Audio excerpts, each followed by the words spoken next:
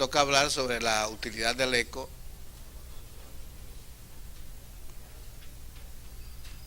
en la toma de decisiones de su urgencia cardiovascular. Para nosotros no es un secreto que las urgencias cardiovasculares son las urgencias que más se estresan en la sala de emergencia y que más por diferentes motivos, porque ponen en riesgo la vida del paciente, la mortalidad, y obviamente que a veces no contamos con las herramientas necesarias para hacer el diagnóstico diferencial en este caso. Las urgencias cardiovasculares, pues entonces tienen varios tópicos interesantes. Primero, que tienen alto riesgo de muerte, alto riesgo de secuela, por lo que debemos de llevar a un diagnóstico lo más preciso posible en el orden de estratificar el paciente a la hora de hacer el diagnóstico y la decisión más certera que pueda llevarse a cabo en el tratamiento de estos eventos.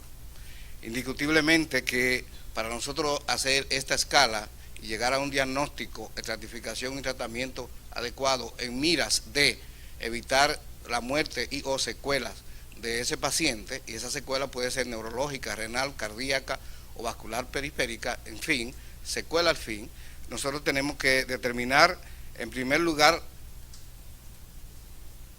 la causa clínica con que está cursando el paciente, es decir, cuál es la causa, la patología de base con que cursa el paciente a la hora de tener la eventualidad con que nos llega a emergencia. Dentro de esas manifestaciones importantes que nosotros tenemos de un paciente en urgencia cardiovascular en la emergencia, pues tenemos que el dolor torácico tiene una preponderancia significativa debido a su frecuencia y a las patologías que puede tener el paciente en ese momento que abordamos. La dificultad respiratoria es otra manifestación importante y frecuente. El shock cardiogénico o en sus diferentes variedades, shock séptico, en fin, y el paro cardiorrespiratorio. De tal manera que las manifestaciones más frecuentes que ponen en apuro a un clínico o cirujano puede ser en la sala de urgencia, está relacionada en primer lugar con dolor torácico, disnea, shock cardiogénico o no, y paro cardiorrespiratorio. De tal forma que con el abordaje de estas cuatro manifestaciones nosotros podemos tener la mayoría de las enfermedades, de las urgencias cardiovasculares. En una urgencia cardiovascular, pues nosotros tenemos que valorar la inestabilidad hemodinámica, es decir, cuáles son las condiciones que llega el paciente en el momento de su abordaje, ya que en determinadas circunstancias podemos ser llamados de urgencia, es decir, la sala de urgencia, o podemos ser llamados de cuidados intensivos, postquirúrgico o transquirúrgico, o del quirófano, o podemos ser llamados de la sala de hemodinamia, porque en medio de una intervención puede tener una inestabilidad significativa y requerir el clínico que muchas veces no conocemos el paciente y tenemos que abordarlo en una situación clínica muy difícil. Es por ello, pues, que la ecocardiografía o el ecocardiografista con experiencia juega un rol importante en diferentes tópicos. Primero, en la capacidad para individualizar el paciente a la hora del abordaje, saber dirigir el examen, aportar información útil al equipo que está discutiendo el caso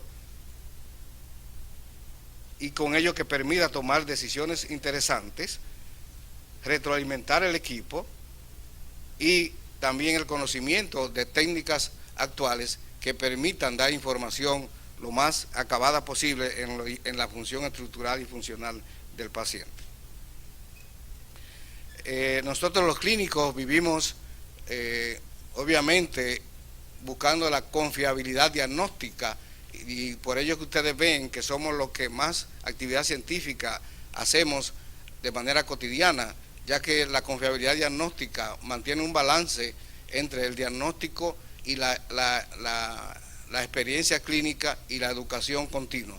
Buscando ese balance, pues nosotros los encontramos de diferentes formas, con un buen examen físico, datos clínicos importantes, que puede llevar la balanza no necesariamente a una confiabilidad absoluta, aunque sí relativa. De tal manera que en ese caso el ECO aporta, conjuntamente con estos datos del examen físico y clínico, el ECO aporta grandes datos, ya que podemos medir los diámetros de las cavidades, podemos medir la presión arterial pulmonar, podemos ver si es una enfermedad coronaria, podemos valorar la función ventricular, la función valvular, y esto aumenta la confiabilidad diagnóstica de un paciente que está en sala de urgencia. Y esto es importante, y es importante porque tenemos dificultad respiratoria o dolor precordial que nos causa interrogantes sobre con qué cursa el paciente, si es un isquémico, si no es una enfermedad coronaria, vascular o es un trastorno respiratorio importante. Así, en un contexto podemos encontrar desde tromboembolismo pulmonar, disección de aorta, una fibrilación auricular, un hemotórax, en fin, una pericarditis con derrame, y todo ese juego puede darse en un paciente de una urgencia cardiovascular.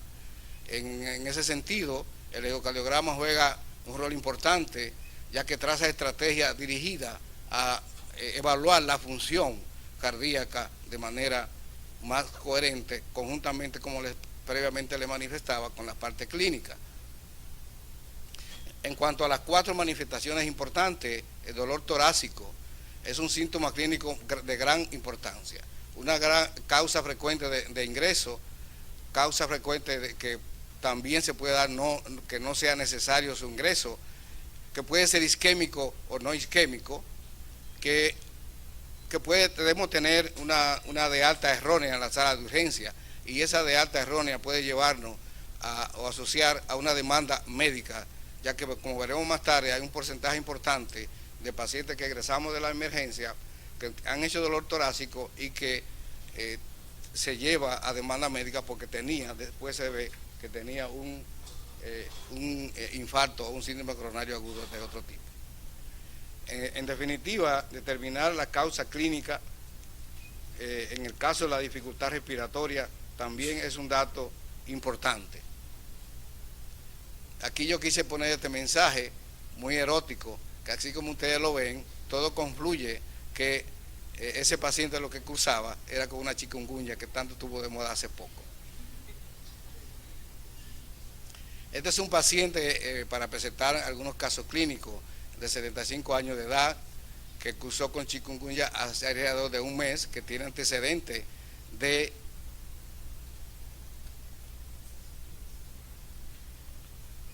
tener un stent colocado hace alrededor de, a ver si me sale, de un año, y que había cursado con dificultad respiratoria importante. No me quiere salir el cosa.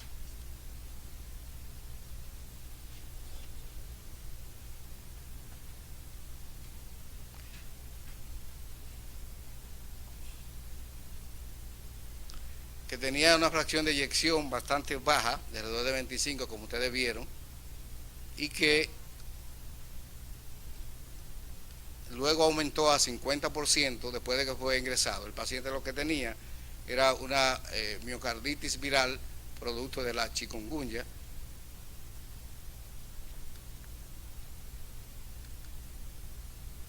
Ese es el eco con corte transversal para medir las fibras radiales y circunferenciales, y aquí ya él estaba mucho mejor. Hay unas diapositivas que no me quieren salir. Esa fue la torsión, que no es más que la recta algebraica de la rotación apical y la basal, donde estaba bastante disminuida con esta raya blanca.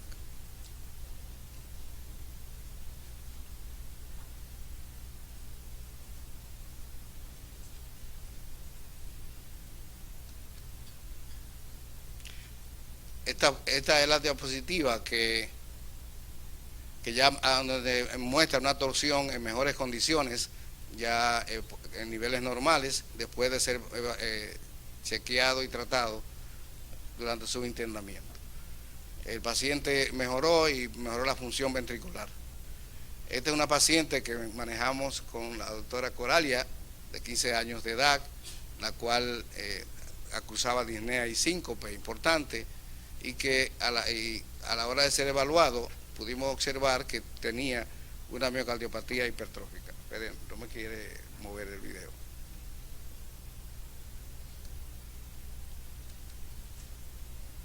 Esa fue la fracción de eyección de 41% con que ella cursaba. Esa paciente luego fue enviada a Estados Unidos, en donde se le colocó un marcapaso bicameral, ya que tenía una miocardiopatía difusa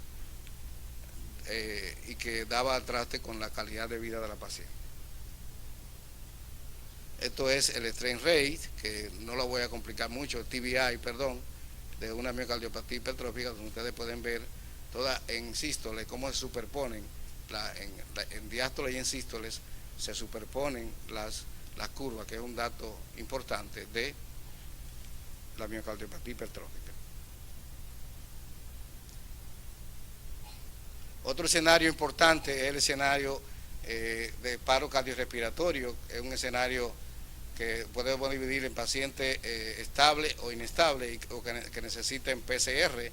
En otros pacientes pueden tener una inestabilidad importante y que necesiten o que lleguen para necesitar PCR. Es decir, que llegó a emergencia en condiciones para hacer PCR, no que llegó estable y que luego se complicó, o que lleguen, que se han ingresado sin inestabilidad importante y que de repente pueden hacer un paro cardiorrespiratorio y tener que ser llevado a PCR. Esta es una paciente de 65 años de edad que nosotros recibimos en emergencia y que cursó con shock cardiogénico, mucha dificultad respiratoria inicialmente, y que luego estuvo en cuidados intensivos.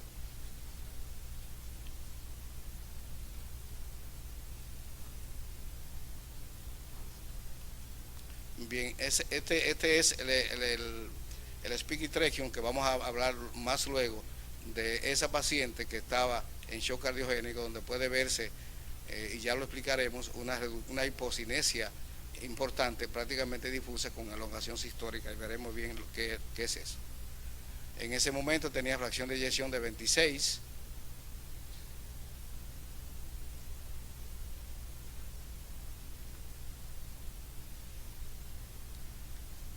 Esa paciente tiene 42 años de edad, hizo un shock cardiogénico, nos llamaron para ser evaluada y realmente con una manifestación bizarra, de tal manera que llegó en shock de disnea de saturación de 65-64 y que se midieron las cavidades derechas, que se vieron dilatadas.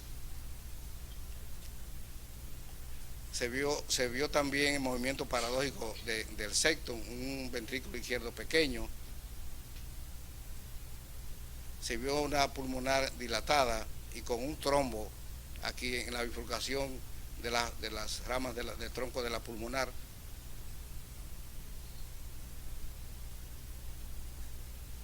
Insuficiencia tricuspidea con altos niveles de presión arterial pulmonar, dilatación de la vena cava inferior importante, un flujo mitral de relación EA invertida, es el Doppler tisular, el taxe, movimiento del anillo tricuspideo con reducción, datos de disfunción diastólica, sistólica del ventrículo derecho. Igualmente podemos ser llamados en hemodinamia, como les decía, porque el paciente o lo hizo durante o después. Y aquí nosotros podemos ver que en la aurícula izquierda, no se mueve el video, pero se ve el colapso de la aurícula izquierda, que no es significativo para el cuadro de bajo gasto que hizo. Cuando nos fuimos al subcostal, podemos ver que hay un derrame posterior que estaba causando taponamiento cardíaco, y se hizo pericardiocentesis y la paciente se recuperó. Ya aquí ustedes ven que en la aurícula derecha, aurícula derecha y ventrículo derecho, no hay colapso Y este es el de nueva técnica donde podemos ver que hay hiposinesia del septum y de casi todas las paredes, porque todavía tiene mucho miocardio aturdido, pero ya la paciente compensada. Esa es la vena cava inferior, como está dilatada y no colapsa. El diámetro está bastante elevado. Y si queremos hacer también en los pacientes que llegan en esa condición, evaluar si hay retardo de la conducción electromecánica, podemos evaluar la disincronía ventricular izquierda, y aquí nosotros podemos ver con el ojo de buey, pared anterior, lateral, inferior, posterior, inferior, y septum anterior y posterior. Paralelo a la pared lateral está la pared, el septum posterior, pared anterior, pared inferior, y en fin, entonces podemos medir el retardo de la conducción electromecánica, y nos da aquí parámetros importantes que ya conocemos por tabla, sus valores normales. Aquí este es de 32 promedio, así que hay un tanto de retardo. Si queremos hacer un ecotransesofágico, por igual tenemos la sonda y podemos aclarar más los diagnósticos. De tal manera que el eco en urgencia cardiovascular tiene un rol protagónico a la hora de nosotros definir cuál es la situación patológica con que está cursando el paciente, para así tomar decisiones, evitar la muerte y evitar secuelas que no lo van a agradecer los pacientes. Muchas gracias.